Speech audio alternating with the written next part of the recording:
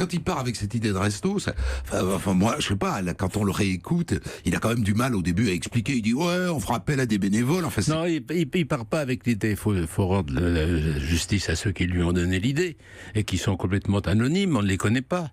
Ce sont les gens qui, à l'antenne d'Europe 1, n'arrêtaient pas de dire, ce sont les auditeurs qui disaient qu'il faut faire quelque chose. Il faut savoir qu'au même moment, il y avait quelque chose d'un tout petit peu choquant qui était à propos, je crois, d'un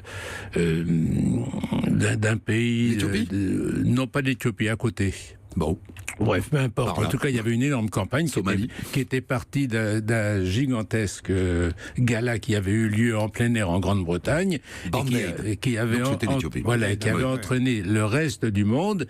Et donc, on avait des appels en permanence, y compris sur Europe 1. Et c'est comme ça que, par contre-coup, ça arrivait sans arrêt les témoins qui disaient il y a beaucoup plus à faire immédiatement et tout de suite, et il y en a beaucoup ici en France qui ont du mal. Enfin bref, je la fais court. Cette histoire qui est en fait la Corrèze plutôt que le Zambèze, hein, ça a gêné quelqu'un à l'époque ou pas?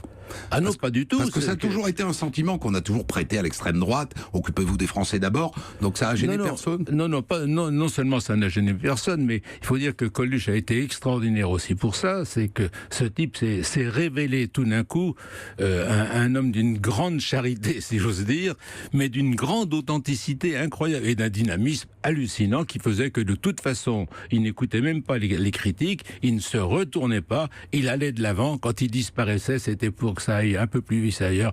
On n'a pas idée de tout ce qu'il a obtenu personnellement, tout seul, sans demander à personne en France, ni aux autorités, ni aux spécialistes, tout ce qu'il a pu obtenir de l'Europe à Bruxelles. Et pas seulement des choses qui étaient en attente, les fameuses réserves en question qu'ils lui ont données. C'est lui qui a ouvert les frigos de l'Europe. Hein. Parce que finalement, il les a ouverts alors. Absolument. C'est-à-dire qu'Henri Nallet a tenu sa promesse. Oui, tout à fait. Et les stocks ont été utilisés, de beurre, de viande ont été utilisés. Alors évidemment, les restos n'ont pas récupéré des carcasses entières. Hein, oui, c'était compliqué parce que le conditionnement était brut. Ça a été transformé en steak haché, etc. Mais la force de Coluche, c'est que c'était d'un entêtement incroyable. Quand il avait décidé quelque chose, il ne voyait plus du tout les murs, il ne voyait pas du tout les obstacles, il ne voyait pas les difficultés, il y allait. Il ne savait même pas comment s'appelait le ministre. Il a trouvé très vite l'adresse. Il allait voir... Il lui roule quand même un pétard dans le bureau. En 1985... Oui, je ne suis pas sûr qu'il l'ait fait exprès, d'une part. Et je ne suis même pas sûr qu'il l'ait fait. Vous voulez dire qu'il fumait déjà à l'antenne, parfois en studio? Mais il n'a jamais fumé dans mon bureau. Voilà, ce dont vous pouvez témoigner. Il n'était pas si goujat que ça, et pas si provocateur que ça.